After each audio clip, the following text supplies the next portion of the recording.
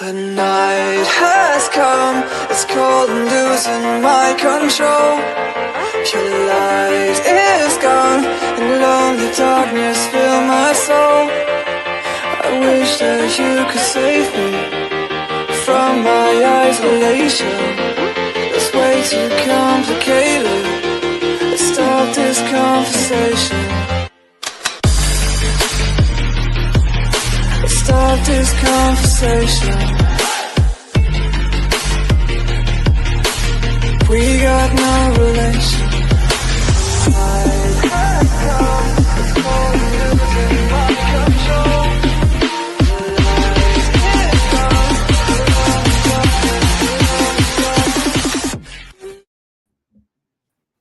Good evening, and if you're just tuning in and you're watching or listening, you are with us on UPRN, or UFO Paranormal and United Public Radio Network, and this is the Angel Rock, and I'm sure you recognize these two beautiful ladies beside me. I'm going to get into a little of the housekeeping, as I call it. My name is Lorilei Potvin. I'm a Canadian psychic medium, crystal Reiki energy healer, Akashic Records practitioner, spiritual teacher and mentor, registered nurse, well-versed in the paranormal and near-death experiences, as I usually mention every week. And these ladies are no stranger either. I also want to thank Carnation, because we have Carnation Mondays here on UPRN. And I'm so grateful that they also support the Angel Rock on Monday nights. So please, you guys, go out, and Carnations all over the world, support them, because they support us here so we can bring these great programs to you. Also, remember to stay. I always like to tell people at the beginning, stay tuned afterwards, because we have the Light Gate coming up with Preston Dennett and Dolly Saffron right after this. And we do stream. The beautiful thing about UPRN to every country in the world. This network's been around for 25 to 30 years. And we stream multiple shows daily, 7 days a week. And when we're not streaming live, the archive server kicks into the last 25 plus years. So there really is something for everybody on this network. It's not all just UFO and paranormal. And we are always bringing new shows and new hosts on the network. Don't forget, you can watch us on TV. The network has a TV channel. It's Roku. How you can find that, you're going to the channel store and typing in UFO Paranormal and United Public Radio. And that's how you can find us and watch us on your TV. I'm checking you guys' Instagram. We got a big warning before. They're not working. It says we're live, but it's not working. So if you can see us, I can't see your comments, but I thank you for joining us and everybody here. So tonight, as a special treat, Michelle Desrochers, who is to the right of me, and she has her own show, Beyond the Outer Realm, on Tuesdays, and the Outer Realm on Wednesdays and Thursdays. She's also our station manager, is here tonight. We're continuing kind of part two. She had myself and the lovely, beautiful Kerrilynn Shellhorn. Both these ladies are gorgeous. Kerrilynn also has her own show on the network on Fridays, 6 p.m. And I should have mentioned your shows are 9 p.m. Wednesdays, Thursdays. Sorry, Michelle. All right. She has Spirit Switchboard. And then Kerrilynn and I work together on Thursdays. We co-host Beneath the Hollow Moon, 7 p.m. Eastern Standard Time. I'm going to throw a little pitch in there. Get ready, because we're doing haunted, cursed movies and such. It's going to be fun. Welcome, ladies. I'm so glad to have you here. Thank you. Thanks for having us. Always a pleasure hanging out with you girls. Yes. So I was talking with Kerrilynn on the weekend, and you. We've been talking lots, but I was thinking, what could we talk about that would be kind of fun? That, of course, I'm sure you've talked about them many times, both of you. But Tulpas, Egregores or Egregores, Golum, Dybbuk boxes, and I thought, what a cool topic, right? Yeah, yeah. Mm-hmm. I have talked about it zero. Have you? Yeah. So I'm excited because I have thoughts and questions. Good. Well, let's say hi to everybody quick. I try not to highlight and talk at the same time because they usually just mess it up. So we're going to say hi to Vet Girl 84. We got Z-Sun Dragon, or I always call him by his muggle name, Kevin. And we, Kevin sent me some, I forgot to tell you, Kerrilynn, Kevin rewatched Thursday's night's show, and he thinks he picked up more than one whistle as if EVP. He gave me a few other timestamps I got to check out. You get EVPs on that show together. Very cool. I feel we need to ask some people to review that and see if there's we have to left brain it a wee bit, because that's a lot in one. Like it's Well, a what lot. did I say to you though? I said Kerrilynn said when we were doing haunted tunnels and creatures from mines and stuff, she said, I wonder if we're going to get an EVP. We did. I did not hear it. It was whistles. Then I said to her, I forget what show it was a couple of weeks ago. I said, I have a really funny feeling we're going to get an EVP. And we did. And then we said the loud. same. Yes. And then last Thursday, and it was on your end, the whistle, and you tried to debunk it, a whistle sound again. And it was the opposite side on the first time it had happened. So I don't know what that is, but yeah. And confession, because clearly you haven't brought it up, but I said a salty word, and then I was like in horror that I said the salty word. Salty word. And I just said we're just moving on, and Joe says salty words all the time. That's what okay. Yeah. I know, but I don't say it. I mean, I do outside of here, but I know better. And it just popped out because it was so shocked. You were that shocked. It was so loud right mm-hmm. beside me. Like it was being right in my ear. It was kind of crazy. I have haunted lighting. It doesn't matter. Like it goes from, I have the lights on, the curtains open. I've got a light here. And this happens every time I do a live show. It's so weird. No, you were so shocked by that it wasn't like you, like we were talking and all of a sudden I can't even describe what it sounded like. It was weird. So I love it. Astrolight Paranormal, which is Victoria. Welcome for joining us. Let's see. Everybody's chatting. I love that our chat. You guys follow all of our shows and many of the other great shows on the network. And you're always so kind to new people that drop in. And I always tell my guests, I didn't have to tell you ladies, but new guests that we have a very intelligent audience. You are the ones that make this show. And the people that are listening too, I always say to them, if you want to join the chat and you're listening, you could head over to YouTube. There's many places over there. We're on the UPRN main channel, which is UFO Paranormal United Public Radio Network. We are on my YouTube channel, The Angel Rock with Lorilei Potvin. We are on The Outer Realm. I think it's with Michelle Desrochers. Is it not, Michelle, for YouTube for you? Yes, it is. Basically, it's The Outer Realm Radio. No, it's correct. It's correct. You're good. Yeah, I was just looking at the name. Yeah. Yeah, that's right. Yeah, that's right. Yeah. Yeah, so if you're listening, I don't even know my own YouTube name. It's the Outer Realm Radio in brackets, my name, because I also use it for my personal thing, which is where I started. Yeah. Until we lost a whole bunch of archives. Yes, we did. We did. And when I'm reaching out to new guests, I always say, please don't just look at, say, our YouTube channel or other places, because you don't want to give them too much information, but you kind of want to explain that we have a really big global exposure. So, please, if you're interested, come on. We'd love to have you. So we've got Julie Jean Bassett. I'm going to give her a huge shout out. I always do. I think, Michelle, you've had her on before, and I know Kerrilynn has with her privately. I have. She's helped me very much with animals of my own.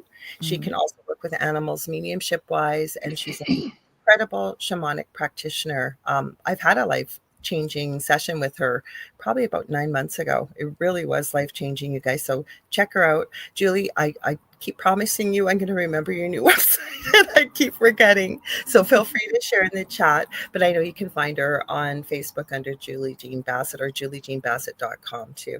So we got Diane Brighton. Got Contessa Martin saying hi. Heidi Gall. We got Kirby's 100. Let's see. Going. Julie Dow. Thank you, everybody, for being here. Hopefully, we got Janie Mashburn. Welcome. That's a new name I'm seeing. So welcome. Let's see. I'm going, and she said hi, Michelle, to you. Hello, Janie. Hello. We got Michelle Plummer here. Welcome. Let's see. Kathy Henley Little. Glad to see you back. We were missing you. I'm glad you've been back the last week or so. It's been nice to see you back. Let's see. I want to make sure I don't miss anybody. Constance Victoria Briggs. Constance. Hello. Yes. She's been with the Rock a couple times too. So welcome. Yeah. Oh, yeah. Several. Constance is a freaking flyer on the show. Yes, but she's always such an intriguing guest. She is for sure. So where do you ladies want to start? Because Kerrilynn's got questions. Oh, I mean, the questions will probably come up as we get going, right? Mm-hmm. There was an organization connected, I think, to Tulpas that I didn't know about, and I had come across the word. Is it tulpamancy? I didn't know about that either. I shared that with you. Have you heard of a tulpamancer? You probably have. You're such an thanks to Nathaniel Gillis, who's been on my show many times, a very dear friend who dives so deep into topics that your head goes, what?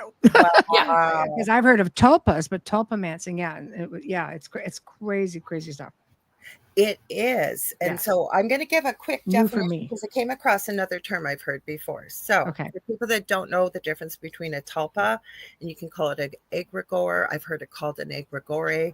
And the third one is a servitor. So a tulpa is an entity, and this was written by NYX Shadowhawk. I don't want to take credit for something that's not mine. This was shared actually on the website Quora, Quora. So a tulpa is an entity created by a person, a thought form with a degree of will and autonomy. It's basically a sentient imaginary friend. The word is Tibetan. I don't know if I'd agree with it being, well, I guess I've never run into tulpas that have been too friendly, but I guess they could be. The word egregore comes from Greek and has referred to a number of things, but modern occultists mostly use it to refer to a tulpa created by a group of people instead of one person. A servitor is a tulpa, my mouth does not want to work today, created to serve the magician, usually by accomplishing a specific task. It's like an astral robot. Thoughts, ladies? I'd love to hear your thoughts. What do you think about that? Well, I think tulpa, let's go to the most famous of all tulpas, which is Slenderman, right? Created in a game room, chat room, and everybody, and everybody started giving this thing characteristics. So much so, they tweaked it so much so where there started being sightings and an actual legend that got attached to this, but sightings of Slenderman. And that all started from a mindset in a gaming chat room. Perfect example. So that's where my confusion is.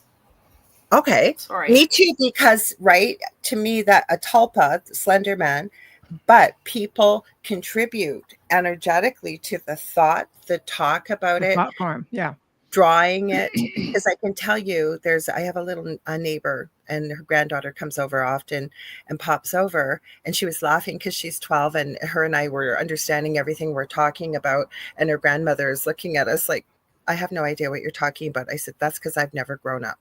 But anyways, the reason I bring it up, she's drawing, and she's an incredible artist. How it had started, she had knocked on the door and asked if she could make a drawing for my son that passed away. And I thought, oh my gosh, that's so sweet. But as she's showing me her drawings, I go, is that Slenderman? And she says, yeah, how did you know? I said, I know what he looks like. And I thought, that's interesting to be drawing that, but I'm thinking kids even that age, right? There's just one little kid. I'm not saying every kid is, and she's not little, she's a tween, but we're all contributing collectively. So how do we make the difference between a tulpa and an egregore? Well, they're very similar. I mean, one is like more along one, you have to understand, tulpas fall into things like even golems, which is an old ancient, like not what people think, oh my God, it's like a demonic thing. I mean, technically you start getting into golems, this was like a Jewish thing, where a Jewish folklore thing where they started making them out of clay, and, where they would start like putting, they were often created by people. With all of these, it seems that they're created by people and thought form. But I mean, when you're making something out of clay, for example, right, and this thing takes on life, I mean, some of these things get willed to their descendants. Yes, they do. Because I did quite a bit I knew about golems. How I found out about them was years ago. I have one guilty pleasure. It's supernatural. They have an episode. It's in the 8th season, season 13. I actually got a clip of it, even if we get time to show it, because they did talk about a golem. And I thought, gosh, I don't think I've heard about these. So I did a lot of research. And I even got into them it's always like the head of a church, right? Like the rabbi. And they got into the history about how it started. And you're right, they're not created to be evil, but they did have to destroy some of them because they kind of got out of hand. They were misconstruing their instructions. But this one that I looked at, the golem was created, they pulled in the elements of air, water, and I think fire, and earth was covered with creating from the clay, and they're non-verbal. Yep. So, but the thing we go back to, and that's where I've always been confused as well, Kerrilynn. So you're not alone, because to me, a tulpa, yes, it can be created within the mind of one individual. Does it then switch into an egregore once other people come on board, like Slender Man or Thin Man? Well, I mean, So- sorry, go ahead, Kerrilynn. I was just gonna say my confusion was more like in distinctions, right? I guess, Yep. which is what we were talking about. And so my understanding was that tulpas were individually created. So even like a lot of neurodivergent people can create something that gives them company. So it's just more individual. Egregores, or however I pronounce that, because I'm sure that I'm butchering that, but I thought that was more like Slender Man, but could include Santa Claus and the Easter Bunny, like, because it big time on the Santa Claus, especially, right. And so collective thought form, putting all of that together, and the golem was more religious and for protection. So like in my head, I had them categorized that way, but all different similarities and potential to become something else, depending on what it like. I'm with you. I wasn't sure I understood all that. So and even corporate ones, right? Could corporate, like, I don't know, like Apple or Google. Yeah, so you're basically talking about like even a company can become its own entity with all of the emphasis and mindset thrown into it. I think anything can become I always say become alive if you give it life. Right? If you breathe life into something, whether it's an idea, whether it's like, I mean, you look at Slenderman. I say Santa. I've been talking about that. Like, honestly, I've been a harpy about that. Every time Tulpa comes up with one of my guests, I'm like, well, then you have to include Santa Claus. There are people who just research the phenomenon of Santa Claus, and it's always dressed in the more traditional vintage way that Coca-Cola invented. The red suit, the jolly man, the big red cheeks. So why is it? And what people are seeing, sometimes he's pretty darn angry. Like he just walks in. There's been reports of him just standing in doorways staring at you. Or Krampus, the alter ego of. Yeah. I met somebody. Krampus is an old folklore, though. Right? But I don't know how he found me. And I've shown Carrie. I don't know if I've Krampus. No, but I'll have to Kerrilynn. Naughty. No, but there's a guy that found me on, I don't know how, a couple of years ago, and he lives in Austria, and he's German. And he says, you over in North America, you don't say it correctly. It's Krampus, he kept saying. And then, because my name comes from German mythology, it's basically almost spelt that way, but I'm named after the morbid story of the Lorelei's, okay? But I'm not German, but it said Lorilei, go figure. Yeah. But anyways, he made me a video, and he was out on the street. I don't know if they were friends or what. There was 4 of them all dressed up. And he's going, this is what Krampus is, and it's very positive over here, and we don't look at it the way that you guys do. It was actually a really cute video. Like, he wasn't being angry, and I appreciated to have his perspective, because I've always thought that Krampus was kind of a negative connotation, right? He steals children. Yeah. Naughty children. So I don't know. I mean, I don't think that's overly precious by any means, but but I guess there's a lot more to every piece of folklore than what what we're all aware of. Michelle Plummer has a really good point. I'm so glad you brought this up, because I have this question too, is why do it seems younger children? We had a hat man at my house, the haunting. We had 4 main entities, and we always see the same thing when it's the hat man. So she said, I wonder if hat man will come up tonight. Someone who is skeptic said they saw something similar to that in my hallway last night. Paired with my unease I was feeling, I am leaning on the side of believing him. Oh, now they all want to see the Krampus video. I can probably find it and upload it for you all while we're talking if you want. It's not that long. Shadow people in general, being hat man, the hat men shadows tend to be very aggressive, apparently. I've not personally encountered one, but I've worked with many people who have, and they do. Shadows on average can be. However, we've had shadow people at the manor, and didn't have any issues. And one was almost described to us by a guest visiting, almost like it was more, I guess, more white, like smoky than actual dark shadow. But, there's a lot of different theories with that too. Some people believe they're time travelers. Some people believe that they're just race of other multidimensional beings, Hat man. And everybody sees the same thing, and we did too. He's wearing a hat, That's like right. a big hat, usually like a rain slicker. That's right. Yeah, but why do we all see the same? I think I get sort of what Michelle's saying. Why do we versus shadow people? A type of shadow person, yeah. Because shadow people, I don't agree that all are negative or evil. No, we didn't have any issues at the manor with them. And again, it's just coming down to, who are they? Where do they come from? And where would not having any influence or knowing about hat man, right? Like not having that on your radar at all. That was us. And having that experience, right? Like not having been part of the conversation or seeing it on anything and then having it show up. We didn't know anything about hat man. We started comparing notes. The boys started talking about, they were seeing this thing, they said, with red eyes in their closet. Now, my youngest didn't have the verbal language, but he could hear his brother describing what they were seeing when they were young. And I went, what the heck is this? And so I started researching. This was years ago. And I went, this is a whole phenomena.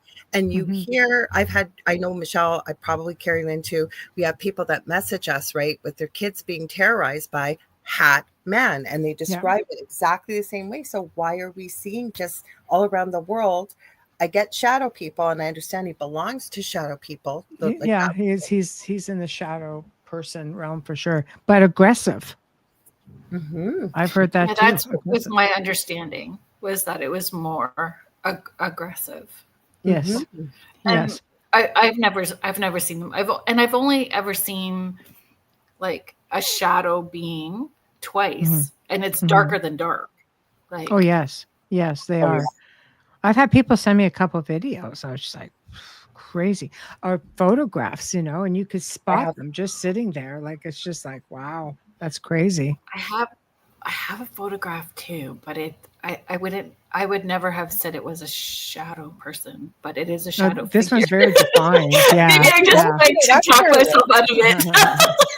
If you want to pull it up. Like that's so. I'm looking for the video. I'm not sure where I've got it. But we took it with a Polaroid camera too, which adds a little, a lot of validity with a Polaroid for sure. Can't fudge it. Okay, so Contessa is having this conversation, and I'm glad that you're talking amongst yourselves too. She had always believed that Golum are from the supernatural world. What are your thoughts? Sure, why not? Some people mistake what they call demonic entities as golems. This is the type of little entity they're seeing. A lot of times they look at them as like a little golem from Lord of the Rings, little bald and little pointy ears, and just, they just slither about and such, right? But I mean, anything that can be created through thought form is a manifestation, could be considered supernatural. Would Slenderman disappear if we all stopped talking about it? Or is it's already created so we can't uncreate him? Well, You know what? I don't know how many people still talk about it, or if they still, if they're still even tweaking this personality. But here's the thing. You would think if they put together a Slender Man and you stop talking about it, it would be done. But the problem is this Slender Man, there have been sightings all over the world. Does that make one Slender Man, or does that make several Slender Men? I gotta turn this down, sorry. Mhm. Sorry, go ahead. Sorry about that. I found the Krampus video, by the way. Yeah. So, so if that's the case, are we dealing with one? Are we dealing with several? Would not talking about them anymore. It seems as though they've evolved, not just in the manifestation side of things, but maybe enough that there are more of them. Well, this is it. And then my brain goes 18 different directions. So the more that we feed them by giving them energy, right? The more that we have fed them, do they, open their own portals and dimensionally move around and allow other things? Well, are they mimicking? Is somebody else mimicking them, or something else mimicking them? Exactly. Because there are things out there. Yeah. Right. Mind blowing. But yeah, I think there are a lot of things out there that mimic many different. I mean, they mimic anything and everything. Guys, they're all hearing growling. I just said. But did it come up? Did that come up when you were? Did the growling happen when you were playing the video before you turned it down? We'll have to look at it and see. We'll see, because that was 6:35. Was it a growly Krampus? Very closely. So I didn't growling Krampus. No, there's no growling on the video, but you guys could have heard that. So we'll put that as a.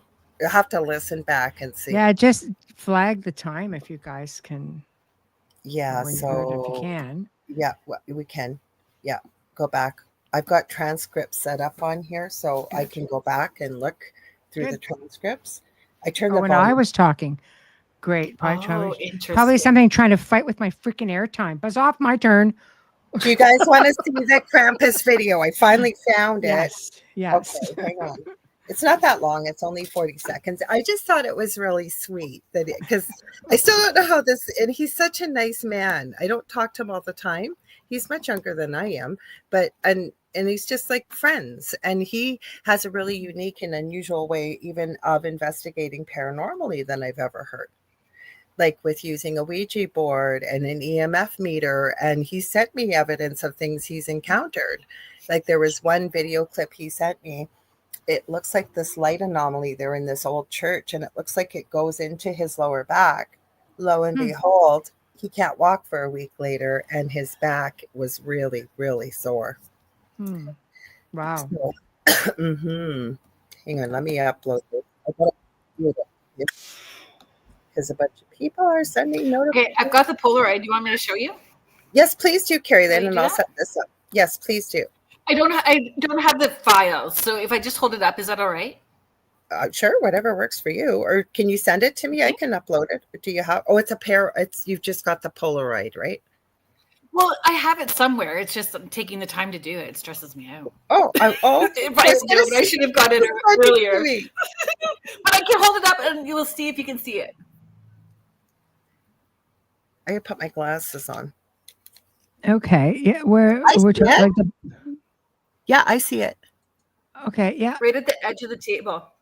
So the thing is, we were all sitting and the room was dark. There was no light, but the equipment that's on the table here was going off. So I just took the picture towards the table. But sorry. Nope, you gone. Can see it. Yeah, you can see it. And gone. Yeah. But you can see this right up in there. Yeah. I see it. Yeah. Hopefully that didn't pull up, guys. Yeah, you do see it. Yeah. Let me pull it down. Here, go ahead again, Kerrilynn. I'm sorry. Sometimes it'll come up. We're good. Okay, so it's only 40 seconds long, and we got lots of great comments in here. Like, this is why it's such an interesting conversation to have about these type of beings. And again, as we always say, and I've heard all of us say this at one time or another, none of us are really going to know the truth till we all go back home ourselves, or whatever you want to call it, where we go, depending on what someone's belief system is. I call it back. When we get there. Yeah, that's always I'll let you know when I get there. Okay, so like I say, it's not that long. I just thought it was really sweet. So if I got the volume on now, yes, good. Okay, hang on. That's the real Krampus, yeah? Not Krampus, sondern Krampus, yeah? Look at them, Lorilei. That's our Austrian culture. Oh, yeah, you look evil. He looks really evil. Look at that. That's our Austrian culture. Yeah, the bad brother of Santa Claus, would you say? Yeah, awesome. Thank you. I hope you enjoy it. That's our culture. Bye. Look at me. Show me nochmal. Yeah, the blue eyes. Really good. It's made of wood, isn't it? Ist das Holzmoos, gell? It's made of wood. Okay, so that's why he sent it to me, and he was jokingly saying real evil, isn't it? Because he was telling me that us over in North America have a completely different opinion of Krampus, as he said. And yeah, and I just thought it was cute that he sent that video because I didn't ask him for it. Well, you know, I'm going to start calling you Lorilei now. Oh, everybody does. Everybody does. Yeah, I'm going to start calling you people. Lorilei.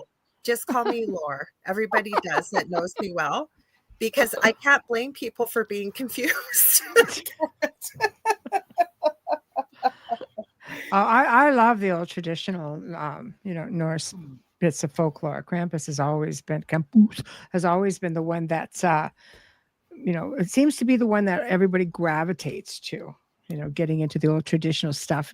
Certain times of the year, he's the go-to guy. Well, there's movies. I watched one recently at Christmas last year. That was a new one out there, and I think it had The Rock, and Krampus was involved. It was a kids type movie. It was funny, and he was the head elf that guarded Santa Claus, and Santa Claus was retiring, and then he got kidnapped. It was actually kind of a cute story, but they did pull Krampus in there, and Krampus became a good guy by the end of it to help Santa. I didn't give the story away. So very nice. Yeah. So Charlene says, Judith says, I may have encountered a golem. He showed up in my dreams several times until one night I heard whistling and saw him. Whistling again. Isn't that interesting? The whistling comes up a lot. Mm-hmm. Because as I've seen it, what did the golem look like? I was just going to say that. Yeah, what did it look like? Wouldn't they all look different? They do, but the original one's name was named Joseph, I believe. And then you get into the story of it, and he was much larger and stronger than any human being. He also had a Jewish word by the creator of the person. It would be like the head rabbi, the head person. And it was basically, from what I understand, created from all four elements, as well as there was mystical language within, I believe, the Torah, that only the head rabbi could do this. And the reason why the original one, I think this might have been, Michelle, you'll probably know better than me, the 1500s, 1600s, is it was to protect the Jewish people. They were in war. And so the pictures I saw was golems are never supposed to be able to speak. I definitely heard what you've said, Michelle, that they can be willed from family member to family member, but they're there for... They put scrolls under their tongues or somewhere in the body. There are scrolls, if I'm not mistaken. There's always little bits of paper or scrolls or something that sort of activates them.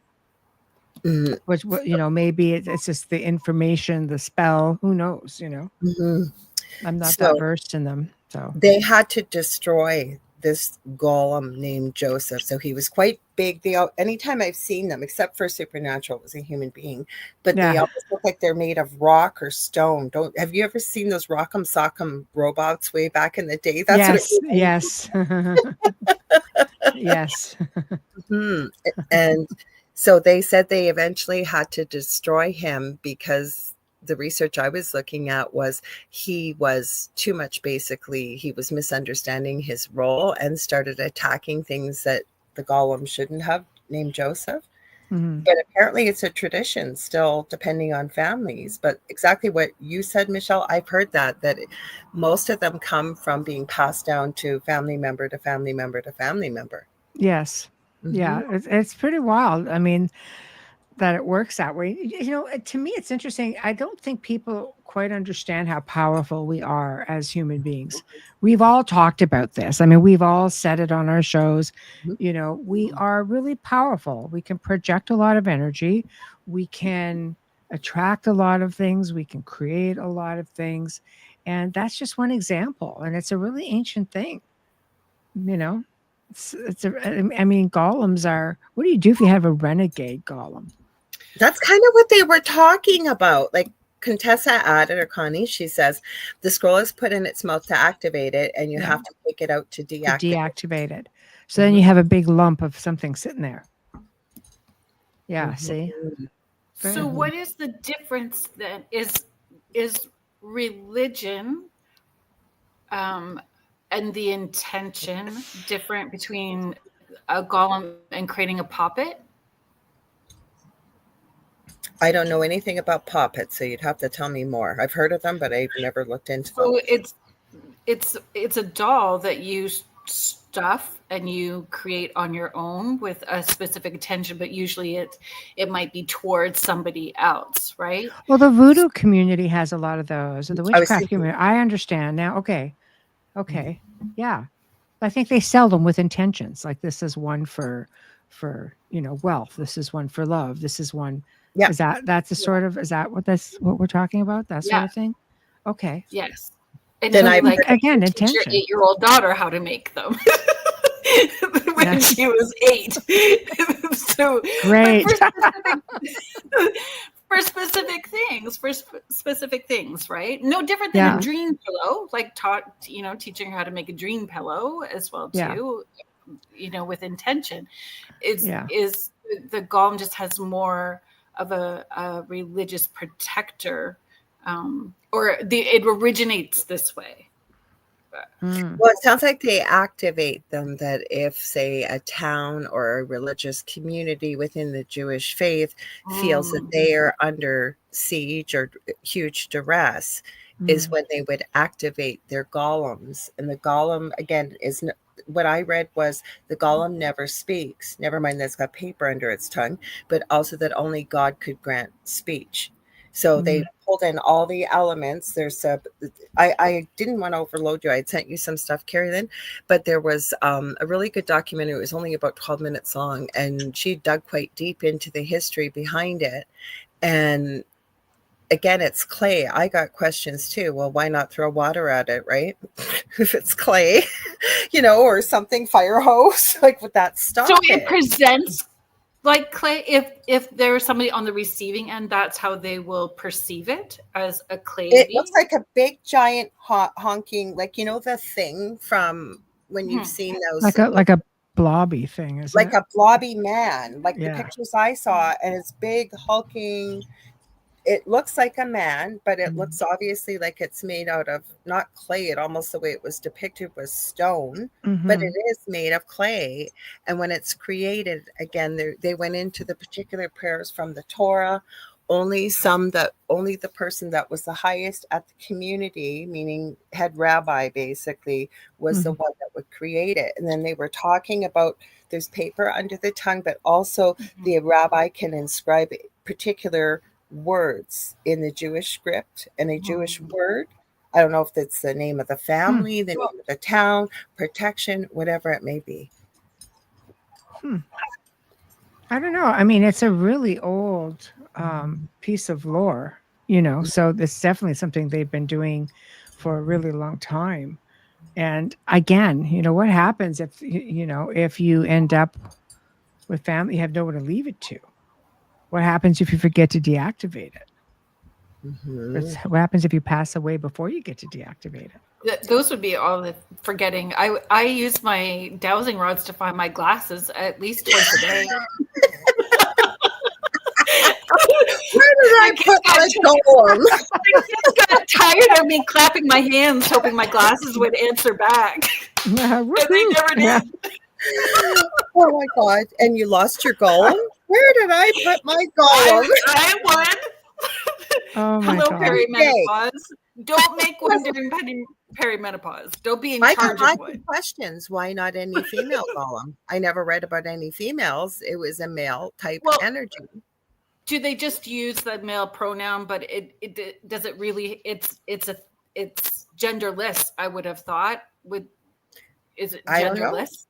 What I've saw and what I've read, it sounded like it was male. They assigned at least the belief that it was created in, maybe because men traditionally were always stronger and more muscly built than, say, a woman. And most men, I'm not saying all, but most men are stronger than most women. Well, it's like the hunter-gatherer, right? The women are the Right. nurturers and the men are the hunter-gatherers, protectors, of ancient tradition. As you get into those who have done goddess worshiping for, tens of thousands of years Yes. or more. Mm-hmm. Then So we're the boss. Yes. That's what it is. There we Okay, go. so Connie says the word truth is on its forehead, I believe. I Mhm. had seen that, but I'd also, because I dug into this for a couple hours because I didn't know what a golem was, but I wanted to be a little bit more succinct with what I was sharing. And I have seen that the word, and Connie is saying it, I think Shem, Shem, is one of God's names. Some of the research I looked into, it could be truth. It could be other words. And again, they obviously aren't going to tell people the exact verses and how to make one in the video I watched, but there were different words that could be used depending on the creator, the head of that community religiously. Did you Which bring would up make Kenny? sense. I'm going Kenny to Blackburn's just highlight comment? it. Go ahead. Help yourself, ladies. I didn't even think I had to tell you. Go ahead, highlight away. No, because when we started doubling up like that last time, my computer decided to go right, and it booted me right out of StreamYard. So I'll just sit and yes, it was very interesting, Michelle. She knows. She knows because it happened on Wednesday night before we went live, and you weren't in the back, like in the green room yet. And it did it to me. I just disappeared, and it's been doing that. So you didn't do anything wrong. Right, Michelle? So, Kara, just keep going. Sit on my hands. I'm just going to sit on my hands. Yeah. I tell you in grade school. I've got them on my mug. Okay, so is this the comment you were talking about? Yes, thank you. Okay. We just need one chief. You're the chief tonight, and I'm following. All right, then please read away, because I thought it was. I will read. Kenny Blackburn is commenting. It's always the intent. Every religion. Thank you. Yeah. That's just what we've talked about, even in cleansings and doing clearings. It's not so much about what you're doing to clear as it is about the power you put behind the words that you're using, the strength and the power of the intention and the mindset. It takes a lot of time for people to understand that. You can't just go around waving a smudge stick and thinking you're doing the job. Like, it's not going to freaking work. While saying love and light. Love and light. I do that when I'm road raging. I'm just like, just screw off, love and light. I know, I'm terrible. So this is the thing: thoughts, words, deeds, and actions all have to be at the same frequency. Yes. With it just has to all be in alignment, or it's not going to work. Go sideways. Yeah, but that's what the principles behind magic and alchemy as well. Right? You don't have to tell somebody read somebody else's spell and follow it. You can create your own spell. We create spells every day that we don't realize why we do. And when prayer is a form of spell casting. Yes. Happy birthday. Happy birthday. There's so many things that we do, and then people look down on, magic or whatever, especially with the word witch, but they don't realize how much we have adopted into our society and cultures of spells. Look at the word spelling in English, right? Exactly. Did you want me to read Vet Girl's comment? Please do. Vet Girl, yes. Vet Girl 84. It's the magic behind it, like Frosty the Snowman with or without the hat. Yeah, correct. Bringing him to life. That's exactly right. I thought and that if we're all singing on key. Go ahead. Sorry. I've got a delay and I keep forgetting. And then I think there's a pause and I go to talk. And then it's like, Laura, stop. The one word, and I've heard this word before, but I've never dug into it. They also added under a tulpa or an egregore was a servitor. And a servitor is a tulpa created to serve the magician, usually by accomplishing a specific task. It's like an astral robot. Do you guys know much more? Like, or anybody in the chat, have you heard that before? Like, that makes me think of the magician's Well, rabbit. I just don't call know. them my personal minions. Servitor. Servitor.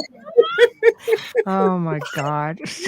Yeah. I want to minion too. Yes. I too want to minion. Yeah. Or is it like a familiar, but you work with the Yes. astral realm? But you work My with sister has a familiar. It's a really? Chihuahua. He rules the household. I'll always say when he's like, is your sister coming with her familiar? Maybe. Yeah. Yeah. So I don't, have you guys ever heard of the Nathaniel Gillis talked about this? I never heard about this before. Homunculus. Oh my gosh. I am so glad you said that, because I looked at the video and I pulled it up. There's one that I'm getting goosebumps. There So we you've go. never heard of a homunculus? Yeah. Oh yeah. Yeah. Well, I heard about it. Never heard of it until Nathaniel came on and we started talking about it because it's part of his research. And it went really deep. I went into it always goes deep with that, but it reminded me a little bit of the Frankenstein monster. I have, and I saw this years ago. There is a video that has gone viral with a Russian gentleman who I looked this up today. I didn't know it was going to come up, but I just tucked it away just in case. And I found it. It took me a while to find it.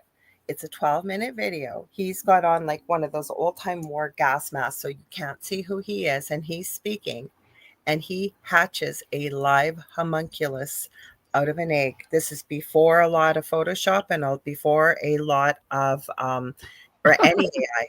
It's That gross. makes me want to vomit. It's gross. It's gross. And then the guy did a reel on it, and I have that if anybody's interested, I'll tell you where to find it. And he goes, yeah, this is a viral Russian video. He goes, the guy basically injects a chicken egg with his, what did he call it, baby juice or something? And he had tape over it, and he hatched it. Or you And have to send me that one. I need to see that. Yes, because then what happened, Please. this guy was Yeah. kind of funny, but it's really morbid, because what happened was the thing hatches and it spits something at him. Like it's like a worm almost, because there's a lot of fake homunculus videos out there. Believe me. I don't know why I looked them up today. We need to stop. We need to pause for a second, and we're going to roll back, and you need to tell me what that is to start with, besides a worm that's spitting, because this like inappropriate brain went somewhere else in the conversation. It's exactly what Michelle described. It's basically creating a living being by mixing, I don't know, DNA from different creatures and creating another living being. Mm-hmm. Like think Frankenstein. So- I always say Frankenstein's probably the easiest way. You can't put intent into that. So you're just making a creature that's going to have its own consciousness and be let free? Yeah, like it's made. It's not bred, let's say, from like what we would call a womb. Like they're saying, it's basically comes from the grave. You know what I mean? It's something that is made of many different things. And the Frankenstein monster, I thought was a good analogy. I was like, wow, that's very interesting. It's you can Already, it's an alchemy thing. already I'll unalive send you the things video. together. Okay, Yeah, so yeah, this yeah. might go a little further. The guy that was making a reel out of it. So he goes, yeah, he hatches it. This wormy kind of thing comes out. It's about the size of your baby finger. And it doesn't have, I don't think it has an eye in the one that he does, but it spits something at him. And he's got this big book there and he goes smack with it. And the guy's making a joke. There's nothing gory. He just goes, oh my God, he just killed his baby egg or something, or made some funny comment with it. But it is the creepiest, weirdest video. And I wasn't looking for it. It was when I used to be on my old network. And I did my show Monday through Friday. And we get into some pretty weird stuff. You weren't censored back then. And I had found this and my mind was blown. Like just blown. I could not believe this existed, but it does. So moral compass and ethical complications and karma producing, wouldn't any of, how does all that play into? Well, then I came across, not even looking, that in Japan, they are basically making chimeras with animals, injecting human stem cells to try to grow organs for organ transplants. And supposedly they've made the promise they're going to test that if the DNA of the organ or anything contains more than 30% of human beings, basically DNA, they'll stop doing it. And I didn't know we were going to talk about this tonight. It's just so It's just like, Michelle. I thought I'd throw it out there because it's still the creation with intention. Mm-hmm. Oh, he And- intended to create this. And I don't think, Yeah. because that's like the guy was making a funny comment with the reel that's only about a minute and a half long. Mhm. But he's right. Like, if this is half human and a chicken egg, like, where ethics, morals, values is can this thing think? Can it feel? Is it got some of the attributes of being a human being? Well, you can almost say the same thing about, trying to recreate these, like the dire wolf, for example. Oh, yes. Mm-hmm. Cloning. Let's go clones. Mm-hmm. It's the same kind of an idea, no? Mm-hmm. I agree. I mean, if hypothetically, I mean, we're going to, every living thing has some kind of an essence, True. right? Of a soul, like an essence. So what happens when we start creating and bringing things back to life that have no essence? Would that be considered a Angry a faith Santa thing? Yeah. No, but Yeah, even that's a wolf with no angry. conscience. Yeah. So, no, but Yeah. I even See? said on Yeah. your show Wednesday Volatile. night. Yep. Sorry about that, Kerrilynn. I was just going to remind you that when we were on your show Wednesday night, Michelle, and we were talking about some of these topics too, right? With the dire wolf. Well, I'm sure all of them are white, right? And how do No, you they're know not. exactly? They're doing No. this supposedly with DNA with chickens, because Mhm. birds come from obviously the dinosaur age, and the bones that are recovered from digs, they're finding actual DNA they can actually extract, and they're trying to create it with chicken eggs to bring dinosaurs back. I've seen some of these research papers. Yes. Right. Yes. Like So raptors. I've seen video clips. Have you guys seen Yes. seen this? Yes, Yes. it looks like raptors in the wild, but they're much smaller. But where I was even going to go with that, now they're talking about the woolly mammoth. They weren't sure if it was the woolly mammoth or the dire wolf they were going to work on. The world is not suited to a woolly mammoth anymore. Where would it go? What would it eat? Where would it live? Right? Nobody's thinking about it. It's basically like that girl 84 says, humans playing God. Yeah. Yes. Mm-hmm. And no essence. So do you just have this, this being just sort of wandering around? Mm-hmm. I knew. I was thinking this, vet girl. Someone didn't pay attention watching Jurassic Park again. Well, that's Or just Prometheus 2. Did you What guys was watch that? Prometheus? No. Prometheus. Prometheus 2 specifically, where this biochemical stuff gets mushed in with the crew and becomes this like alien monster thing. Yes. See. And so they think that they're What's the lesson there, kids? Yeah. No cloning. Well, the other thing that they're doing, because I look at a lot of research, as we all do, and there is a burial that basically it's like a water cremation, it's called. Mhm. And they use chemicals and to liquefy the body. So obviously the bones are still left, and the fillings, anything that doesn't break down. And then they flush the liquid back into our water supply. Then they cremate. Yep. Then they just cremate the bones, and that's what's given back to the family. That is scary, because that's the point the person was making in this research paper and video, because the fillings are still in there, the mercury, any medications the person took, say they were ill and died of cancer or something, all the chemotherapy agents, all the drugs they were on, everything else, if they were, and it's all going back into our water supply. They're basically flushing it down the toilet. There's no Brita filter that I can use now that will help me. I know. I was thinking that. Oh my goodness. I know. That is terrible. I like the one where they just replant you into the forest in a pod and throw you in the forest that you grow. Right. So we have haunted forests. I think that's amazing. But you don't need the body to be haunted. Yeah, but that made me think about paranormal activity too. Like my brain has a million questions always, as does all of ours, I'm sure. So you're emptying basically the essence of a human being, all the physicality of it, back into the water supply. We know that water extremely powerful with holding energy and intention. That's So true. what are you releasing into the water supply that we are now drinking? Never mind the ick factor, but I see a new movie coming out because everything about that is wrong. And Kathy Hanley Little, Soylent Green. Yeah. And then Kevin says, why would they be soulless? Because they were not made by a creator. I think you're referring to Golum again. Or we're talking about whatever you said. Oh, okay. The homunculus. How do we or clones, right? Like the dire wolf and so on. But no, that was the question. Like, if the theory is it a faith thing, or does every living thing actually have an essence, which is an energy, right? Your essence holds your memories. Your essence holds literally like everything, right? Like that is that the body dies, the essence goes on. Yes. So if there's no essence, then it's just like a body walking around. Then what? I guess where I was going. Not on air, but off air, I've had some of these conversations with people who have looked at this, and they claim that we do have basically soulless bodies walking around this planet. Not all of them, but there are some, they claim.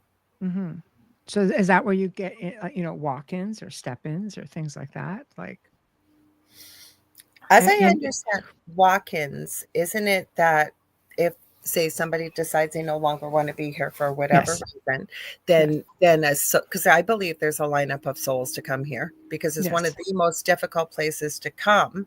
Yes. And you can do a lot of stuff in one lifetime here. So say, and then I think also if that particular individual who no longer wants to play anymore, basically, and I don't mean that can just step out, and they're affecting a lot of other different contracts, an agreement can be made for that essence, another soul to walk in.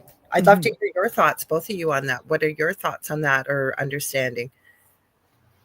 Want to go, Kerrilynn? Are we talking about walk-ins? Walk-ins and step-ins, yeah.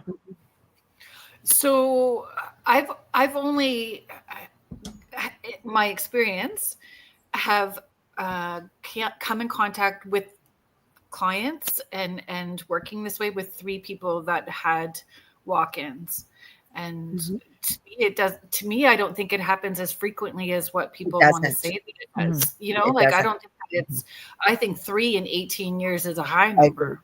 And it was weird because it was still within a family structured line, each one, like what I saw leaving and who came in was still within their ancestral line and in their ancestral lineage, which is pretty cool.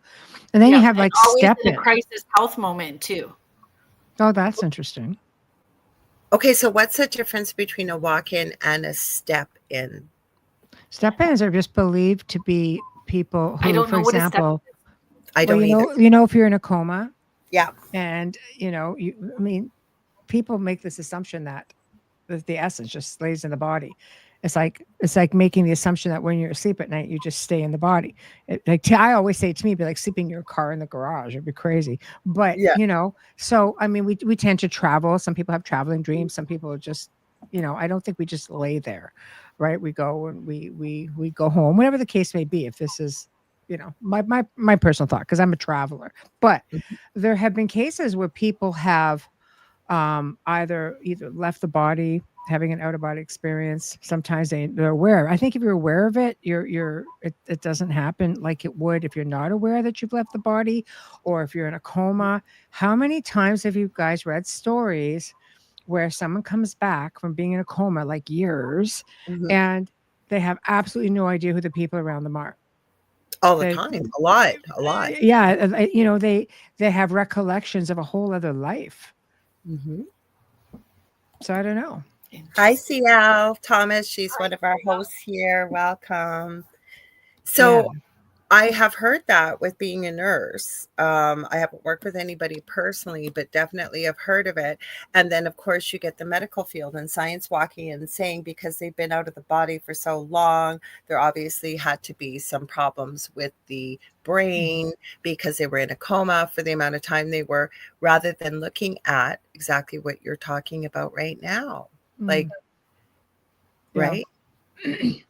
There's, I think if you're an energy source, and I guess this comes around full circle to everything we're talking about as energy sources. I think whether it's through projection or whether it's just through, essence, we do have, and there are things out there that have the capability of jumping into anything. So what if you get a step in that jumps into like a tulpa? Saying. I wonder. But you have to think I'm going to hybridize, Because I think Kerrilynn asked a good question earlier about if everybody stopped talking about and thinking about, say, Slenderman, would it just sort of fizzle out and die out? Or could it be reanimated? Like we're talking about step-ins. There's all kinds of things, like so many questions. Well, and when you were talking earlier about, you guys are going to have to help me out because my neurodivergent brain went sideways, and all I could think about was the Night King in Game of Thrones. And if he killed the Night King, then everybody else dies because one has the soul and the essence, and the rest of them didn't. Yes, that was crazy. So he's the source. Or like the alpha vampire, alpha werewolf, like the creator. Once you take the creator out, then it's all over, right? Yes. Yes. Wow. Well, I should do our station ID since we've had a quick break. Everybody, if you're just tuning in, you're listening live to UFO Paranormal and United Public Radio Network. And you can listen to us on 105.3 in Mississippi and the Gulf Coast and 107.7 FM out of the beautiful city of New Orleans, Louisiana. This is the Angel Rock. I'm your host, Lorilei Potvin. I have these two beautiful ladies beside me. You know them well. We have to my right, we have Michelle Desrochers. She is our station manager, as well as she has the Beyond the Outer Realm. What time is it again, Michelle, on Tuesdays Beyond the Outer Realm? Beyond is 2 p.m. Eastern time on Tuesdays. And tomorrow just happens to be... I'm daring to take some time off. Yes. Good for you. Woohoo. It's going to be a Nathaniel Gillis rerun as we talk about Nathaniel. So have fun. Have fun, guys. Yeah. You have the Outer Realm at 9 p.m. Eastern Standard Time on Wednesdays and Thursdays. Yes. And then below us, we have the beautiful Miss Kerrilynn Shellhorn, who is the host of Spirit Switchboard on Fridays, 6 p.m. Eastern. And then we co-host together on Thursdays, 7 p.m. Eastern with Beneath the Hollow Moon. And I want to give a huge thank you to Joe Montaldo, who provides this wonderful space for all of us to come together and has for over 25 plus years. He also is the host of some of his own shows. He's got UFO Undercover. I know he's got News on the Flip Side. And I want to thank Michelle Desrochers for all the hard work she does as our station manager too. And you're welcome. For Carnation Mondays. So thank you, Michelle, for all the hard work you do. You're welcome. You're welcome. It's a pleasure. So many questions. Like that's why when I wrote the write-up for the show, I mentioned Tulpas, Egregores, Golum, and Dybbuk boxes we haven't even got to yet. And I said, I was going to say we haven't got to that part. What's that, Kerrilynn? I was going to say we didn't even hit that yet, but we've got. We're going there. We're going there. We got to go more often. We got to do this more often because you know what? We get busy. And then we had so much fun Wednesday night on your show, and Kerrilynn was booked. And I said to Michelle, you got to join us if you're free, please. It's a lot of fun. It's always fun hanging with you guys. So it's great. Okay. So Dybbuk boxes. So how I found out about Dybbuk boxes was Mindseed TV with Casey. He's on YouTube. He blew up because of this. His video went viral, and it was because he was I think he had heard about the story of somebody's grandma, I think, that passed away, that they had what was called a Dybbuk box or a wine box. Please correct me if I'm wrong. And he went to a garage sale and bought it and gave it to his mother as a gift for her birthday. And the minute she opened it, she had a massive stroke. And basically, a lot of things started going bad in his life. And he said it really wasn't anything special. It was this wooden box, and it seemed to have some hair. And then I think there's pictures of it. There was, because I watched a quick documentary today. It had looked like Jewish looking, almost candle holders. He said basically it just looked like a woman's collection box of memories type of thing. And everything started going wrong in his life, and he wanted to get rid of the box. So he ended up selling it to a student who went from being apparently a college student, A+ college student, never been in trouble, was now on probation. The kid was like, get rid of it. So I believe with the Dybbuk box, the original one that we've heard about, I don't think it's the original box. I think they've been created for a long, long, long time in Jewish culture. That happened. And he wanted to get rid of it too, because he was having, I even actually captured some pictures. This guy had all kinds of problems with this Dybbuk box. He ended up moving it over to the property next to where his house was and put it in there. And he said he left it. Nobody was in the house. He went back about 6 months later.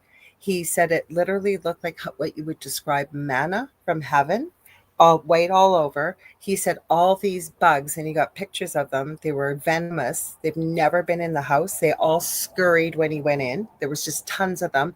Even the spiders were frozen in time, like white and I have some of the screenshots of this. It was mind-blowing. So he was trying to get rid of it. I believe he had to go visit a couple rabbis, and he had to create a box made out of acacia wood lined in 24 karat gold. His words were, he was told by the rabbi that God had deemed gold not even basically worthy of man. So it was the highest mineral he could put in. And in this documentary, he opened the box to show people where the Dybbuk box now is. He's got it locked up in this special box, locked up in another locked box, because he's kind of a collector. So please, if I missed anything, is there anything you'd like to share? Because there's still history of it and what? Well, I mean, yeah, black and white it is, based on Jewish folklore. And it usually when you have a really, I guess, a disembodied soul, a restless spirit who hasn't moved on, who's just really aggravated and, annoyed, whatever, then they would seal it into a box. I mean, other cultures will take other items and try to bind a spirit to it. I think what happened with the Dybbuk box is when they came out with that movie, I think it was called The Possessed or Possession or something like that. Okay. Yeah, and it really picked up speed, right? And then of course there's, the favorite, there's a popular paranormal show out there that there's this big thing on it, and I purchased it, and okay, we're in the haunted museum. Okay, we're gonna spend Post Malone hours looking at it. I remember that. I saw that. But right now the consensus on that is that it's basically a fake story or a fraud. So we don't know for sure. You know what I mean? So, but at the end of the day, yeah, it comes back into the fact that many different cultures. The Dybbuks, of course, is more Jewish folklore, and they will bind a spirit to it and put some of their personal belongings in there to basically assist with binding the spirit, from what I gather on that. Somehow it got out, though, that they were using it to bind negative spirits that they believed to be around. And then I've seen other history where, no, it wasn't that. It was exactly what you said. Because I don't know if you've seen the Mindseed TV video with Casey. Now, this was years ago. Like, he became famous because of this experience, because he didn't believe in it. Right. So he claimed, and again, we didn't see it live, but he had paranormal equipment. He had his EMF meter and everything out. It was basically status quo, no problem. And then he opened up the box, and he was describing when he opened it, it had this weird smell. His EMF meter started going off. Now, again, we can't prove whether this is real or not, you guys. We just can't. He didn't do it live. But he started having all kinds of problems and activity, and he was documenting it. And he had to call somebody in to come and help him clear his living space. There were a couple nights he gathered up his dog because it was almost like it's a pretty long video. He was documenting some of the stuff that was happening, and he did try to debunk it. Again, was he telling a story to get his name out there? I don't know. Okay, here we go. So we've got Grant. Hi, Grant. Welcome, Grant Evans. So Grant says, if I can read this, hi, ladies. For the Dybbuk box, you should search up original. Hang on, this is moving. I can read it better this way. The original. Sorry, Grant, it's moving on me.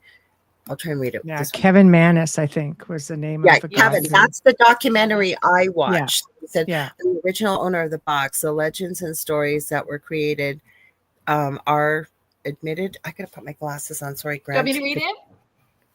Please do, because it's moving too fast for me to read it on the other side. Please do, Kerrilynn. Thank you. So Grant Evans is co-director of TOPS, the Ontario Paranormal Society. He's been on Spirit Switchboard a couple of times. He is a fan favorite when he comes on, and I love when he comes on. Me too. So his contribution, he's saying, hi, ladies, for the Dybbuk box, you should search up the original owner of the box, the legends and stories that were created. He admitted to being a hoax.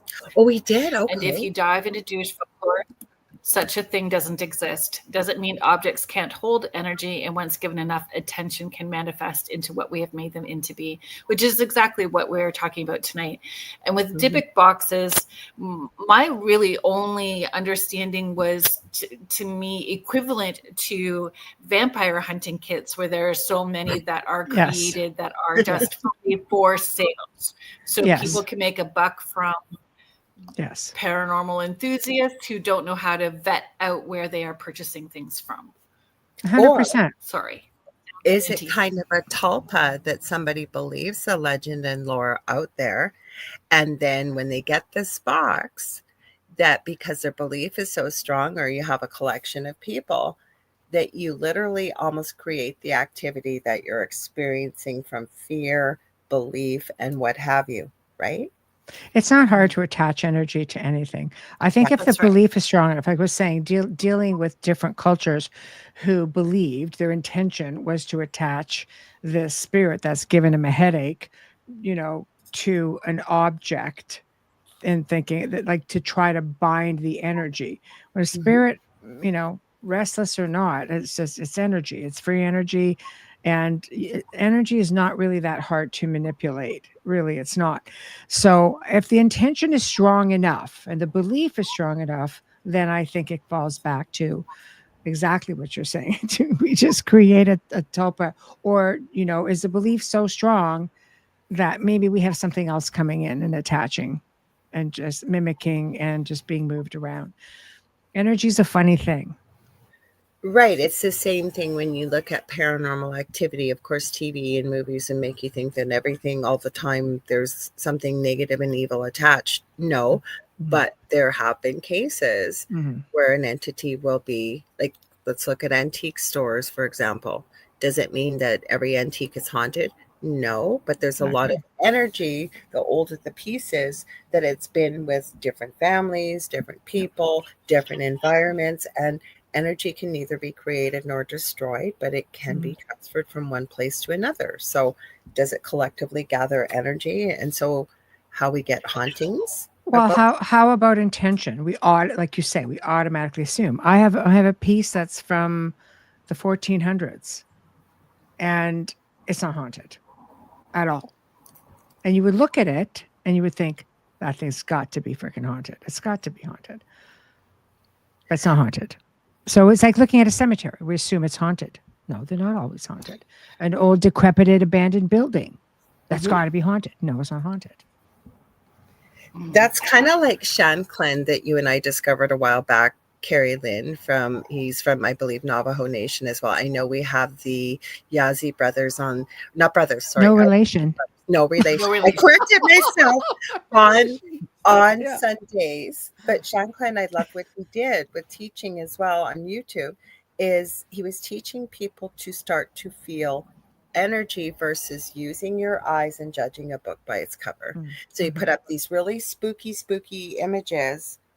And I think only maybe one or two that he would have contributed or would have believed to be more negative, Kerrilynn, if I remember correctly, within his cultural beliefs, versus the really, really scary ones were actually good spirits he believed to work with. Mm. Do you remember that video? Mm-hmm. Two.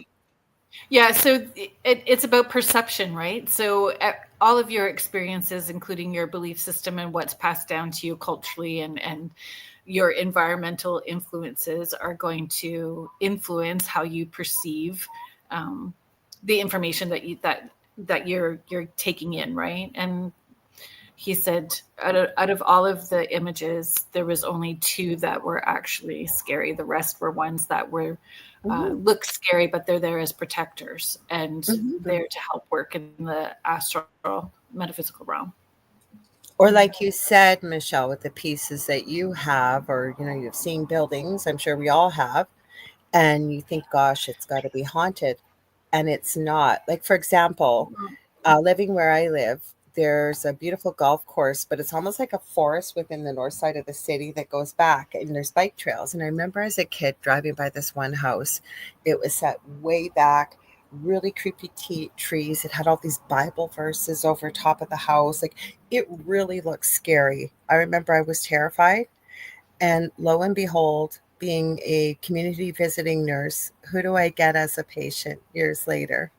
One of the most beautiful, loving souls you have ever met. And I've never forgotten that. Like, that went way back to my childhood, reading Bikes by there. And you would have swore, like, everybody talked about it. The witch lived there. That place is full of ghosts and haunted things, and they're evil. And they couldn't be further from the truth.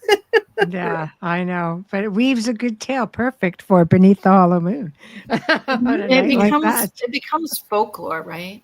And if people are not educated about how to use equipment properly, like paranormal equipment, and it's not just about how to use it properly, it's understanding how it works and why it works and where you're using it and how it can be influenced. Because I know that I have two haunted dolls that are not necessarily haunted. And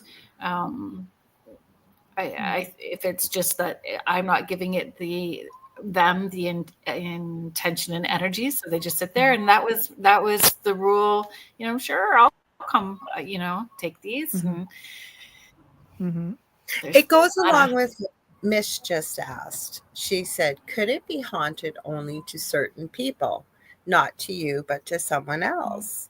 I love that question because I've been given haunted pieces, and maybe it's just your energy doesn't jive with the spirit's energy, because things that have come to me, one was a skull that's sitting on the back, on the counter back there. It's called a phantom. Anyway, this thing caused a whole lot of havoc, apparently. I always say allegedly because I didn't witness it, and I could not capture through investigations. I could not capture evidence of it, but different members of the family went, no, things are happening. That's the way it goes. So it was given to me, and I said, okay, no problem. I always keep things. I'll put it in storage for, 2 couple of years, 3 years. When it gets in my way, I'll say, look, yay or nay, it's done something, it hasn't. Do you want it back? Otherwise, with some pieces you can donate, like furniture or small things. It can go to Habitat, or, usually I donate things to Habitat for Humanity. Anyway, so this thing it sat on my desk. I had a little baseball cap on it. I used to talk to it. I mean, I'm trying to have an interaction. Zilch, not a thing, never a problem. And now it sits on the shelf, and because the family's like, no, I don't want it back. And it's not the kind of thing, because it's real, that I can just go to Habitat for Humanity anyway. No, I'm the only one apparently that gets excited about things like that. Nobody at Habitat's going to do that. So my granddaughter has tea parties with the one doll, and it's the one that's like not so pretty looking, really, but she's fine with it. Yeah, see? There you go, right off the bat. Everybody needs love, and I love that about your granddaughter, that she's not judging something by the way it looks, but having fun and putting positive energy as well into that doll. Mm-hmm. So we have from Jim Rollo. He says an example. I'm going to let you read, Kerrilynn, because otherwise I got to put my glasses on and go, huh? Is that okay? So Jim Rollo, our Sudbury folks. Yay, Sudbury. Yeah. An example of that is the Witch House in Niagara-on-the-Lake. No one will buy it. The owner since 1956 has had no paranormal experience, still for sale. I don't know. Well, I knew of a house in Niagara-on-the-Lake that was in shambles. It was extremely haunted. May have cleared it. And now it's been, workers couldn't even work in it. It's been completely renovated now. And now the township has it. So it's not, I don't know if it's the same house. Obviously not, because I don't know if this one was privately owned or not, because it was a very historic house. But I mean, do people factor that in, that you can actually get places cleared? You know, and I drive by it regularly, so you know if there was an issue with it, and no problems. So Zson Dragon or Kevin says, Michelle, could it also be your own protection boundaries that you're not having those haunted experiences? Maybe in some cases, for the most part, you would still know if if the thing was haunted or not, and nothing in that thing, like not a thing. So I think at that point, it's safe to say that with that object anyway, it's fine. I have not taken in anything. I think what happens is you have investigators going into places and saying, oh, everything is centered around this, because a family says, well, whenever we sit at this table, for example, we have a problem. Because I had to go to Muskoka to pick up a table because this woman was convinced based on, and it was not so much, it was on the border of Muskoka anyway. So it was just, I'd never heard of the specific team that had been in there. So it's like, okay, it needs to come out of the house right now. I've got kids. I'm worried about it. It's like, oh, there's a trek, but I made the trek. Got the table, looked at the table, and kind of went, there's nothing wrong with this table. I tried to assure her there's absolutely nothing wrong with this table. Nope, there's something wrong with the table. Okay. She hooked you when she said kids. I know. That's exactly right. As a parent, you're like, get that thing out of there, right? But it's been in storage for about 6 years. And it's going for donation in the next probably, couple of months. No, but you know what you had said to me years ago? Because I know it's safe. Well, I was just going to say, you said this years ago. By the way, I forgot to tell you guys that I'm going to celebrate it. It's my 6-year anniversary this week, starting on UPRN. Love UPRN. Now, this came from when we did a paranormal conference. Conference. I got conference on the brain. And I never considered this, but I've never forgotten it. And it was when you were talking about teenage girls, especially younger teenage girls. Mm-hmm.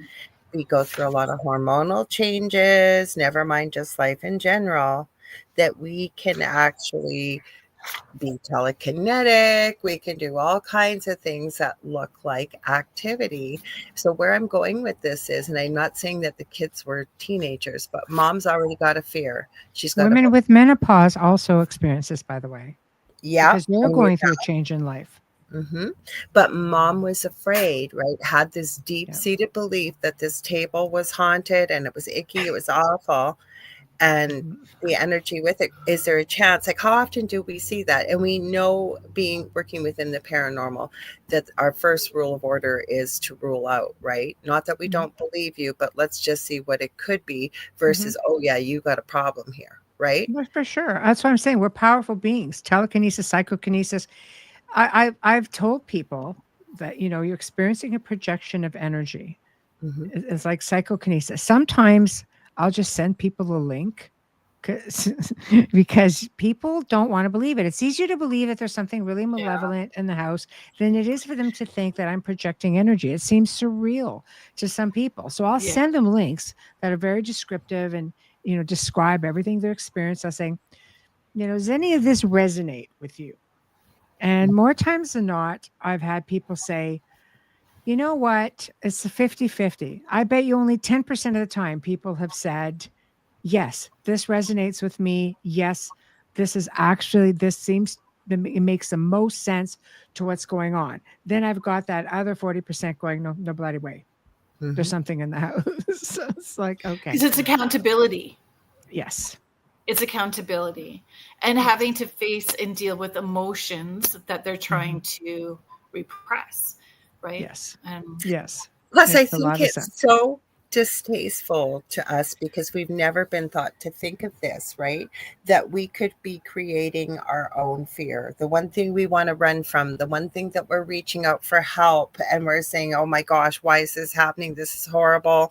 I'm terrified. I don't want to be in my house.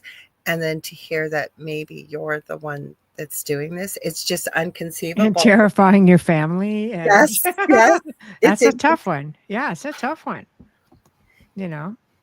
Mort is asking, Mortali, Kerrilynn, can you tell psychically if an item is haunted?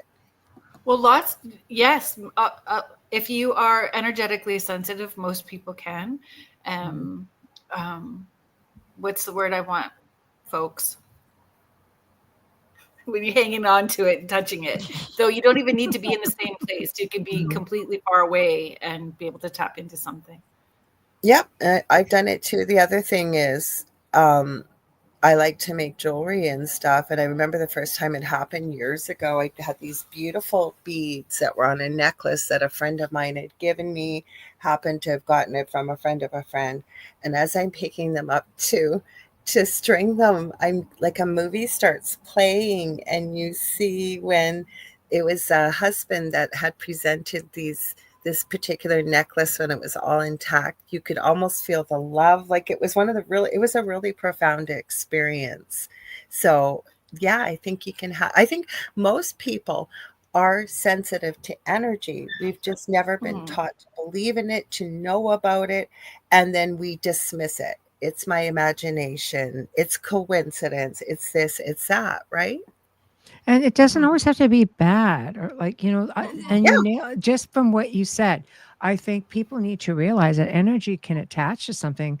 And it could just be like, I mean, I've seen, items just talking and dealing with people for many years. And it's just like grandma might be attached to the ring, for example, like it's a very loving energy, but the ring is still has another active energy on it. Doesn't mean you have to be frightened of it.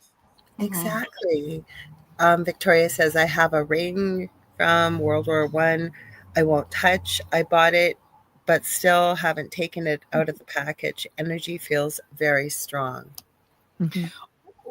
Imagine your Amazon box that's dropped off on your porch. Exactly. How many hands that has gone through? It doesn't have to be an antique.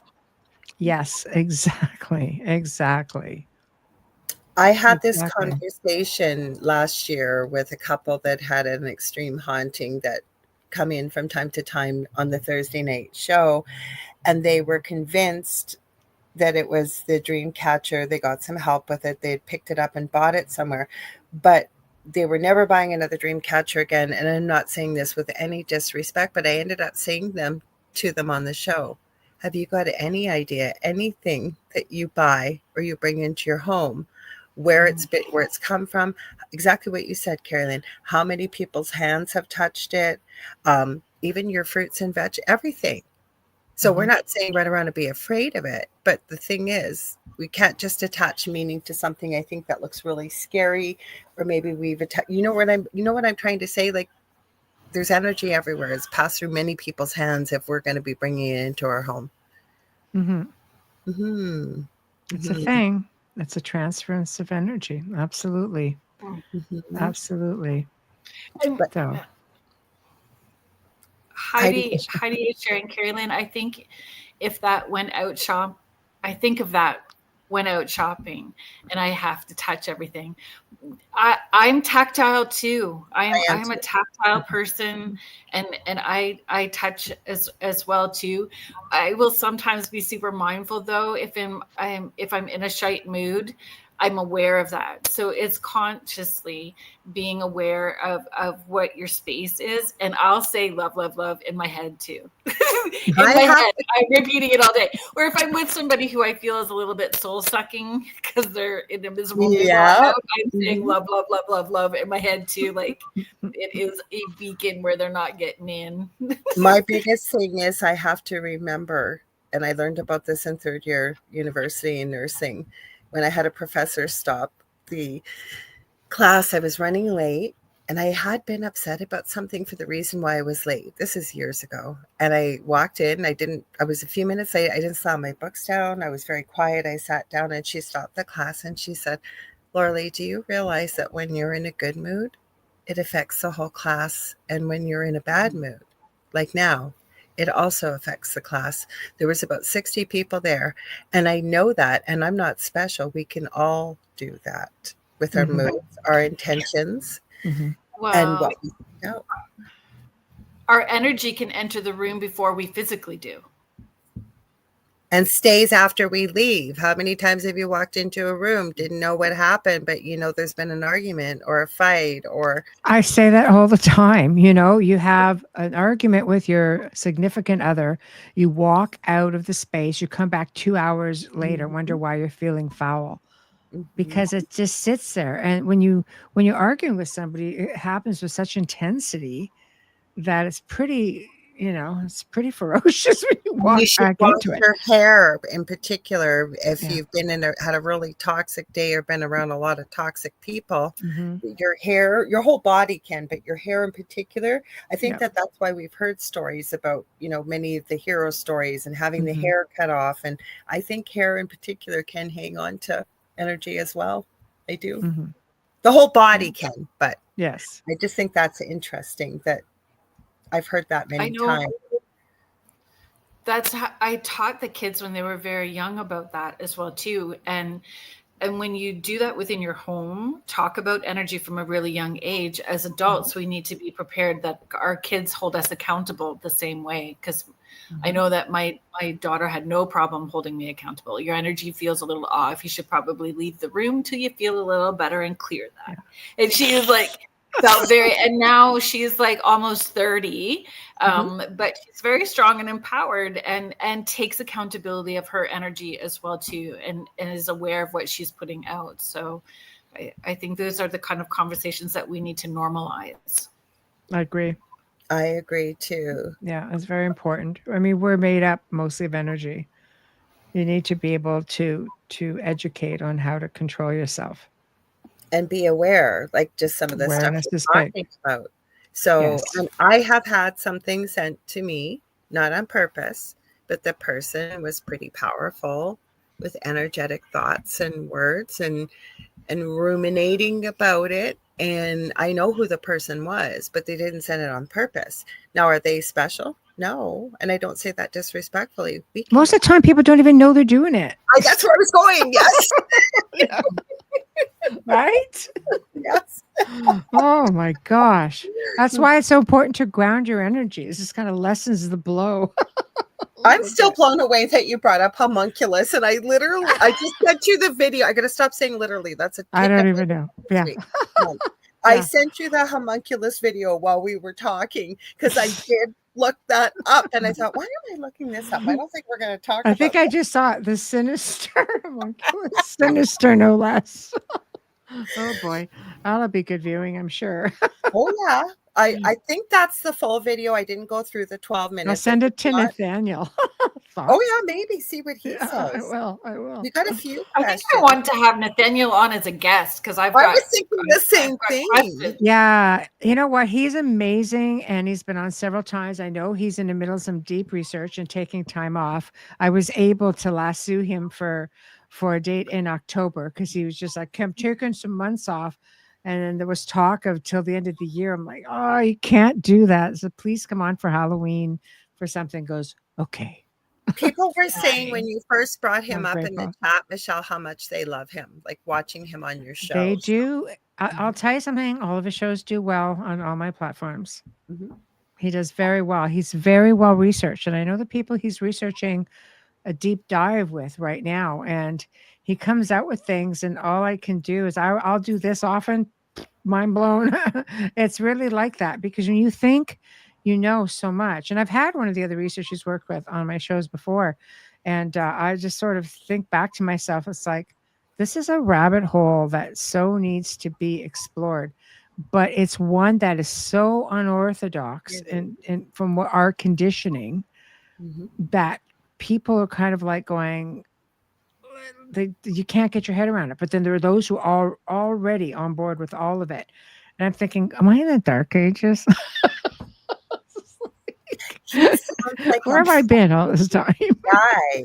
Kathy Hanley That's Little. how I feel. Like I'm a baby. I know nothing.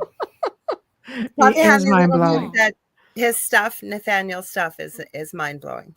Yeah, it really is. He's just so gifted. But with that comes, you end up with this bullseye on your back. And I don't think people realize when you work around these dark things, you have to be very careful, and you have to be able to protect yourself.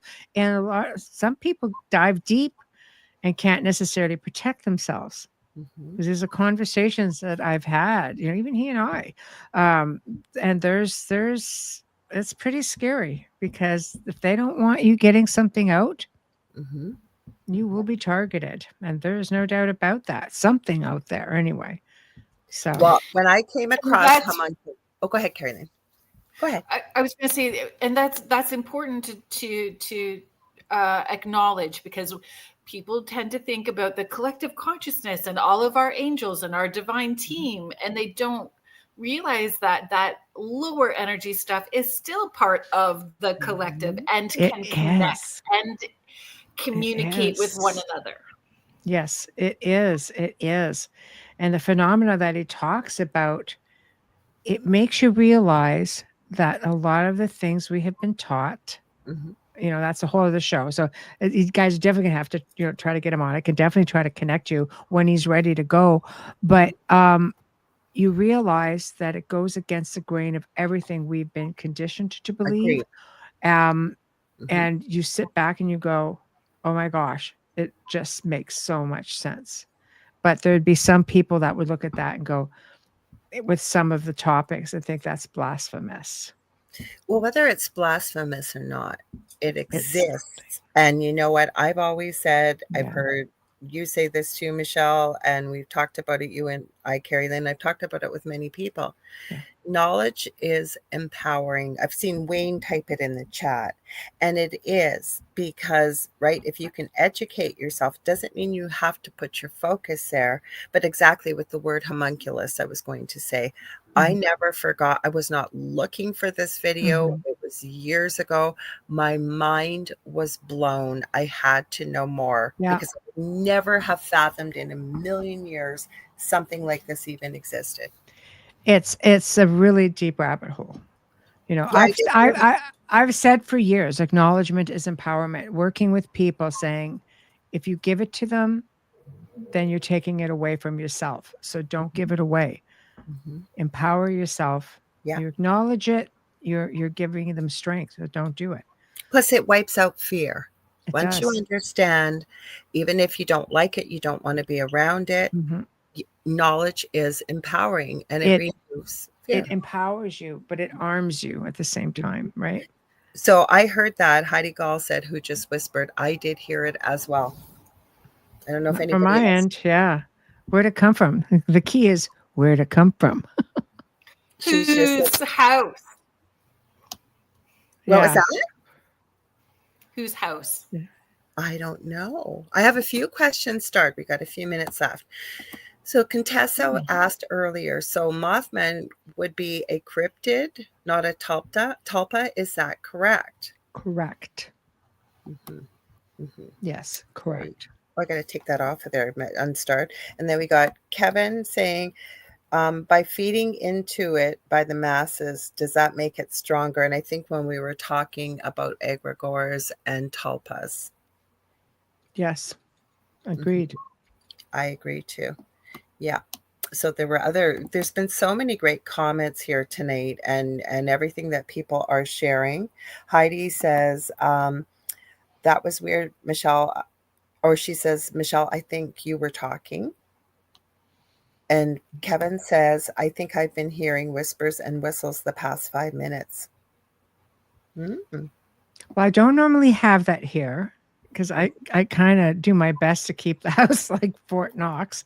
But there is a parrot downstairs, but that's downstairs, and she's not a whisperer. She's a loudmouth. Yeah, but I've the only odd little voice I hear these days. She's got a cute voice. You know what I think it is? So that sometimes I hear it's almost like the saying "ghost in the machine." Like it's not like it happened on my end, or say, I know the last ones we picked up, Kerrilynn, you picked up yourself, and I've heard them too as well. You know, with you. But I've had some happen where nobody has heard it with beside them, around them, anywhere. It's literally like a ghost in the machine. I have to assume it's with you guys because people hear it on your other show. So I'm safe. It's all our fault. I'm safe. It's all you guys. Well, I did work all day, and I didn't like clear it out when I was done. I like ran to get ready, and then we popped on here. But I don't know. It doesn't. Whatever it is, it's just whistling and interacting. It doesn't feel like anything concerning. Yeah. But it doesn't. And we set the intention. We set the intention all the time that we want something to happen during the show. So I think that we're getting what we're asking for. Yeah, but just because we get an EVP, again, it goes back to not everything is negative, you guys. Like it's not. No. And I'm not saying people are saying this for anybody listening. And that's kind of one of my pet peeves. And again, we live in a duality. We sort of mentioned, you know, there's not all love and light. But I think it's where we put our focus as well, the frequency that we put out, right? Because like attracts like energy. And I think it's about perception. It goes back to the old saying of the glass is either half full or half empty. It's about perception. Yes. So, yes, I agree. We have a question from Mish. She says, when you were talking of golems, could they have sigils in them? Sigils tend to be pretty sophisticated. I think it would depend on the creator, really, on the person who's manifesting it all. But usually, I mean, sigils in them, I guess, yeah, you know, any sort of symbolism, you know, whether they put it on parchment or on paper and put usually what in their mouths or something along those lines, or, you know, whether they carve it into it. If they're said to be made of clay, I suppose. You put whatever you want on them. Across the forehead, the word and the intention. Yeah. And again, I think that's where we always go back to intention, energy, vibration, frequency, right? And that's what I think really helps us manifest or make anything happen, right? That's why some of the laws, well, not some, all of them do, the laws of the universe, law of manifestation, right? Vibration, frequency. I mean, Tesla knew what he was talking about how many years ago? He knew what he was talking about. That's why they took his work. There's a whole other show in itself. Exactly. We got lots to talk about. Yes. You know, there, and I think that once, and I again, I'm going to go back to what I said at the beginning. When I have new guests on, before we go on, I always say to them, we have one of the most incredible audiences. They are so kind, but they are also so intelligent, because just everything that everybody shared here tonight with the discussion and their thoughts and the questions, right? It gives us pause for thought too. I wouldn't have thought of half those questions. What about the two of you? No, I always say our listeners, our chat rooms are amazing, and it keeps you going. It's what keeps the show that much more interesting, because it's that contribution. And it's creating a community. Yes. Yes. A family. Yes. Did you get your questions answered, that some of the ones you were thinking, Kerrilynn, or did we barely just scratch the surface? This was the one question that I still had. It was an order that I had never heard of before, Michelle. And Lorilei, sorry, I didn't. I would ask Michelle. She'll probably know. She's a much better researcher. I like to research. I don't know. We just research different things is all. So that's right. Yeah, that's right. Yeah. The Hermetic Order of the Golden Dawn. Oh, I've heard lots about it, but go ahead. I don't know anything about it. That's another rabbit hole there too. So it is a rabbit hole. Yeah. One thing I do want to address, Kevin or Z Sun Dragon, he said, no, not negative, just excited whispers, wanting to agree. I wasn't pointing you out. And I want to make sure that you didn't think I was, because I know you didn't mean it, that it was negative. So I don't know a lot about it, but from what I have seen with it is that it tends to be, if you dig deep, to be associated more, we'll say, with being careful on here, underground societies that use a lot of the principles of alchemy, magic, but not always with positive intention, to be safe on here. How does that sound, Michelle? All right. So I'll deep Without the dive risk of being outside of your flagged. Really, eh? Mhm. Okay, now I'm so it just came up really quickly because there was things that I didn't know about prior to this, and that kept coming up that name came up a couple of times. I didn't have an opportunity to deep dive to figure out what that was before the show. But it today. sounds so positive, doesn't it? It Because- does, but when Well, a you lot think of times everybody's that trying presents to, that way. everyone's trying to bring it back into the forefront within the world, we'll leave that Mhm. there. It's kind of scary. It is scary, but it doesn't look like you can't just do a surface dive, or for anybody listening, you need to remove the surface and dig down into the middle. And you I don't have time for that. you don't need to be And if immersed. it's on, if it opens up a door that I don't really want to go down, I don't need to know much more. You set intention, and I'm not saying spending hours of research. It's just, if you just do a quick search and hit one link, is where my advice was, it'll sound like it's absolutely radiant, and you will, if you take all these principles, no. you evolve and grow and join us, you will just be so incredible, like with everything, like manifesting in your life. And that's what I'm saying. You got to just, you don't have to go deep, but you do need to dig a little deeper. Yeah. Yeah, it can get a bit crazy, but it is a very interesting It is rabbit hole. interesting. Mhm. Yeah. Yeah, absolutely. See, I told you guys, a baby. Just a little baby. No, it's where we put our focus and intention, because I always learn from you when you're talking about the work that you do, Michelle, as well as Kerrilynn. Mm-hmm. And that's where we put our focus and our intention. So you become your own expert in what you do, right? Because we want to be authentic and understand the reasons behind what we are doing. Yeah. Right? Which is why I always say, with what I do, there are no experts. No. That way I could just throw myself under the bus when something happens. But that's what I meant, an expert for yourself. For ourselves, yeah. Mm-hmm. Yeah. I think it's always good to do your absolute best. Be the student. I always say I'm a student. I just want to keep learning and absorbing. That's exactly what I was going to add. Go ahead, Kerrilynn. Sorry. Just like the work that I do, that has never come up in anything that I have done. That has not been a topic of conversation in anything that I have done. Okay, so it was Kev new to me. described it. Oh, sorry, Kerrilynn. Kev described it great. At least lift the dirt and peek. Then you can kick the dirt back and say nope. And when I say expert, I was going to add the provisor that we can't that we can't assume that we're an expert, but we try to know as much as we can in our field. I like to say that we're students of life. We continue to learn, grow, and evolve. I don't believe the same things I did a year ago, 5 years ago, right? And hold that I'm always willing to learn, always willing to change my mind.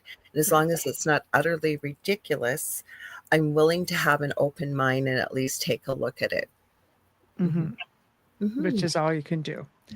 It's everybody else that thinks, you're an expert. You guys, we are out of time. We haven't got much time. I know. left. We're there already. I know. But we have to do this again. I loved having both of you on, and I think everybody here. So tell them where they can find you, what's coming up with your shows and everything. Well, tomorrow, rerun Nathaniel Gillis. Again, it's going to be talking about mimicry and such, guys. You guys remember this was aired back in March, so it's not too far back in the Wayback Machine, but definitely for those of you who missed it, I know without a doubt you'll enjoy it. But don't look for the chat room. I won't be there. And Wednesday and Thursday night, we have Maxim Furyk, who's going to be talking about his new book, which is let me grab it. Why am I having a brain toot? I really am having a brain toot. I hope I don't have to scrap this because I'm just an idiot. Coal Region Hoodoo. So essentially Tales from Inside the Pit, which is Pennsylvania and really incredible places, including Centrilla, by the way. And we have on Thursday night, we've got Vic Ferrari, who's an NYPD, ex-NYPD, and he's going to be talking about NYPD through the looking glass and coming from America's largest police precinct. So he teased and said, well, maybe I could get us a tour through the morgue. Okay, but I don't know if it'll happen. Wow. Wouldn't that be something? I know. Yes. Right? Yeah. I know. I'm hoping. I said, hey, about that tour. So we'll see. We'll see. Okay, Kerrilynn, who you got coming on Friday night? And then we'll tell them about Thursday night.